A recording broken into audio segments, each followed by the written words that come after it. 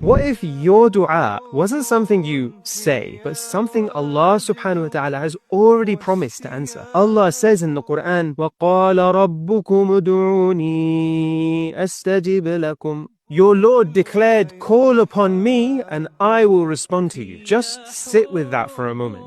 A direct invitation, a guarantee, not maybe, not if you're good enough, a promise. But many of us struggle with our du'as. We reduce them to words or phrases rather than heartfelt conversations with Allah subhanahu wa ta'ala. We lack presence and connection as the words don't mean much to us. That's why I'm not launching one series this Ramadan. I'm launching two. The first is on how to reflect on the Quran. There's a separate video for that. But this one is a dedicated dua series, helping you not just with the words, but the mindset and the state of heart of the Quranic du'as. Here's how it works. Right before iftar, when your du'as are answered, when your heart is softer, when your needs feel real, when your hunger makes you honest, put this on, listen to it with your friends and family and say Ameen. Each episode is centered around a Quranic dua, words spoken by a prophet, believer or righteous person mentioned in the Quran. Du'as we know Allah subhanahu wa ta'ala accepted because they're preserved in His Quran. And we build around those words slowly, so they're not just words but mindset, state of heart, windows into what that person felt so you can connect with it too. We take one dua, one verse, one plea, and we turn it into a heartfelt prayer you can actually feel, not rushed, robotic,